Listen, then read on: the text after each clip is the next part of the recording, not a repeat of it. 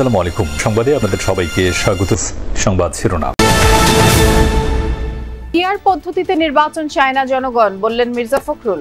ঐকমত্য কমিশনের পক্ষে মত দিয়েছে অধিকাংশ দল, দাবি তাহেরের। নির্বাচন থেকে সরে দাঁড়ালেন তামিম ইকবাল, বললেন বিসিবির ভোট ইতিহাসের কালো অধ্যায়। দুর্গাপূজার মহানবমীতে মহাস্নান ও ষোড়শ উপাচারে পূজা, মণ্ডপে মণ্ডপে দেবীর বিদায়ের সুর।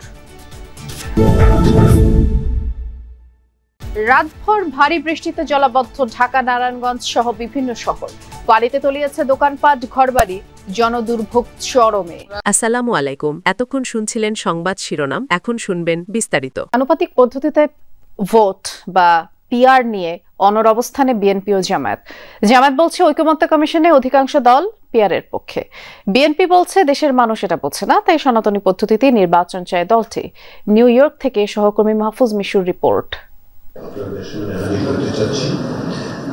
পিআর পদ্ধতিতে নির্বাচন সহ 5 দফা দাবিতে আবারও নতুন কর্মসূচি নিয়ে মাঠে জামায়াতে ইসলামী বাংলাদেশ। দলটির যুক্তি, দীর্ঘদিন ধরে চলা ঐকমত্য কমিশনের বৈঠকে তারা বাদেও আরো বহু দল এই নতুন পদ্ধতিতে ভোট চায়। আমরা দুই পক্ষেই পিআর চাচ্ছি। আপনারা জানেন যে ঐকমত্য কমিশনে 31টা দল আমরা ছিলাম, এর ভিতরে 25টা দল পিআর এর পক্ষে, কিন্তু একটা কোয়ালিটিটিভ ডিফারেন্স ছিল। অনেকে আপার হাউসে পিআর এর পক্ষে, আর অনেকে আপার এবং লোয়ার হাউস দুটাতে পিআর এর পক্ষে, কিন্তু পিআর চায় 31-এ 25 জন। তো সেজন্য আমরা পিআর চাচ্ছি। যদিও কোনোভাবেই বিএনপি পিআর পদ্ধতি চায় না, দলটি বলছে এটি নিয়ে জনগণের কোনো আগ্রহ নেই। না, এই ব্যাপারে তো আমাদের বক্তব্য একেবারে স্পষ্ট, সুনির্দিষ্ট। আমরা পিআর পদ্ধতিতে যাব না, এবং এদেশের মানুষ এটা নেবেও না, তারা মেনেও নেবে না, বোঝেই না ঠিক মতো। আর এটা যেহেতু আপনার ইলেকশন থেকে আপনাকে প্রসেসে আনতে হবে, একটা তো কালচারের ব্যাপার আছে, তো সেখানে আপনাকে সময় নিতে হবে, ধীরে ধীরে যেতে চান। ইফ পিপল থিঙ্ক দ্যাট এটাই ঠিক আছে, তাহলে যাবে। নিম্ন বা উচ্চ কক্ষ কোথাও এই পদ্ধতির দরকার নেই বলেও মনে করে বিএনপি। তবে এটি না হলে কি হবে, সেই প্রশ্নের সরাসরি উত্তর দেয়নি জামায়াত। নিম্ন কক্ষে পিআর এর পক্ষে নই আমরা, উপরের দিকেও পিআর এর পক্ষে কথা বলিনি, তবে সেগুলো আমরা পরে আলোচনার মাধ্যমে এই সমস্যাগুলো সমাধান করা যেতে পারে। বাট এগুলো রাজনীতিতে নাই। আমরা আমাদের দাবি করতেছি এবং আমরা আশা করি এটা সরকার মানবে, যদি এটা জনগণের দরকার। And will participate election on February. সরকার না মানলে তখন আমি তো বলছি না, এই বাট তো রাজনীতিতে নাই। আমি বলছি আমরা দেখবো তখন। প্রধান উপদেষ্টার জাতিসংঘ সফর ইতিবাচক বলেও মনে করেন দুই দলের নেতারা। রাজনৈতিক কিছু ইস্যুতে দ্বিমত থাকলেও ফেব্রুয়ারিতে নির্বাচনের পক্ষে এখন পর্যন্ত একমত বিএনপি ও জামায়াতে ইসলামী বাংলাদেশ।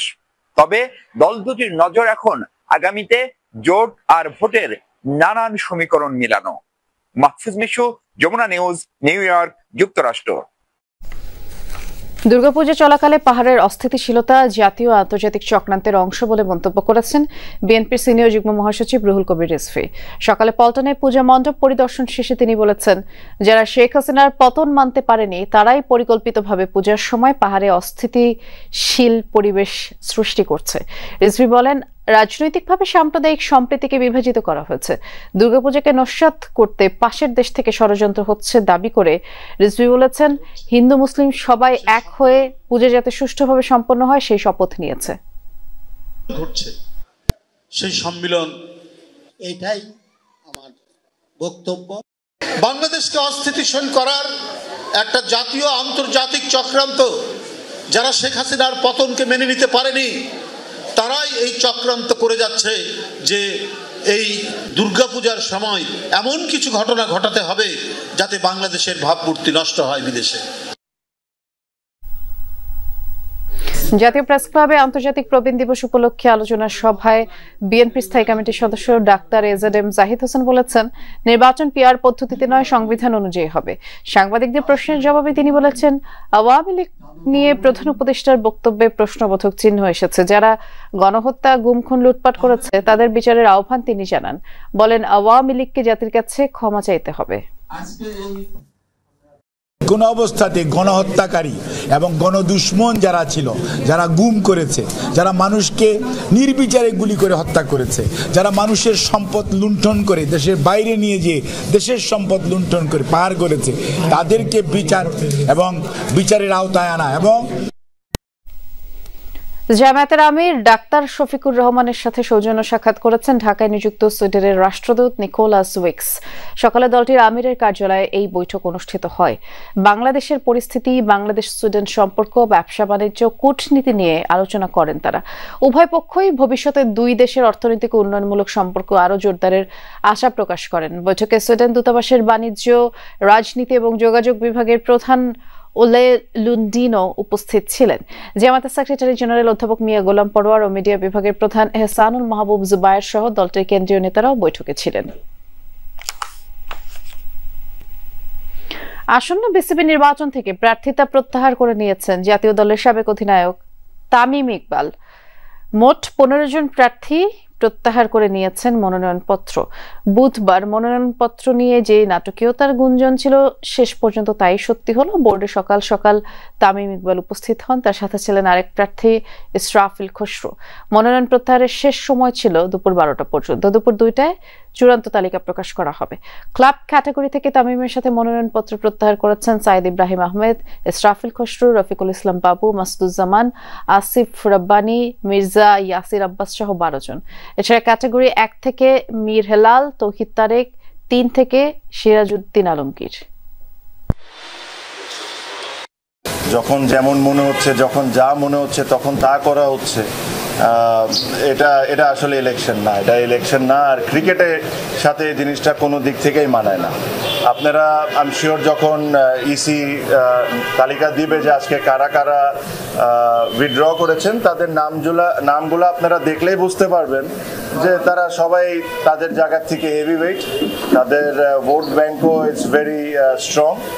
এটা হলো আমাদের একটা ওয়ে অফ প্রোটেস্ট, যে এখান থেকে এসে যে এই নোংরামির পার্ট আমরা থাকতে পারবো না। এখানে আরো অনেকেই আজকে উইথড্র করতেন, তাদেরকে বিভিন্নভাবে বিভিন্ন ওয়েতে বোঝানো হয়েছে বা চাপ সৃষ্টি করা হয়েছে, তাদেরকে করে সামাও থামানো হয়েছে। আনন্দ আর বিষাদের মিশেল মহানবমীতে ষোড়শ উপাচারে দেবী সিদ্ধিদাত্রীর আরাধনায় মুক্তির পথ খোঁজেন ভক্তরা। সকাল থেকে মণ্ডপে মণ্ডপে সে উপলক্ষে শুরু হয় কল্পারম্ভ আর বিহিত পূজা। দেবী সিদ্ধিদাত্রীর আরাধনার মাধ্যমে বিশ্বে শান্তি ও কল্যাণ কামনা করেন সনাতন ধর্মাবলম্বীরা। অঞ্জলির মাধ্যমে নবমীর পূজার আনুষ্ঠানিকতা শেষ হয়। দেবীর বিদায় ক্ষণের বেদনাও বাজতে থাকে হৃদয়। তারপরও সব ছাপিয়ে আনন্দ আর উচ্ছ্বাসের কমতি নেই মণ্ডপে মণ্ডপে। এদিকে সন্ধ্যায় মহা আরতির পর শুরু হবে দেবীর কৈলাসে ফেরার প্রস্তুতি। আজও ঢাকেশ্বরী মন্দির পরিদর্শন করেন আইন শৃঙ্খলা বাহিনীর ঊর্ধ্বতন কর্মকর্তারা। তো খারাপ লাগছে, সারা বছর অপেক্ষা করেছি মা কখন আসবেন, দেখতে দেখতে পূজা শুরু হয়েই শেষ হয়ে গেল। কালকে মা চলে যাবেন আবার। আজকে দিনই এফেক্টিভলি পূজার শেষ দিন, কালকে তো জাস্ট কিছু ছোটখাটো নিয়ম করেই হচ্ছে মাকে বিদায় দেয়া। রাজধানীর বাইরে নানা আনুষ্ঠানিকতায় উদযাপিত হচ্ছে শারদীয় দুর্গাপূজা। আজ মহানবমীতে নানা আচার চলছে। অষ্টমী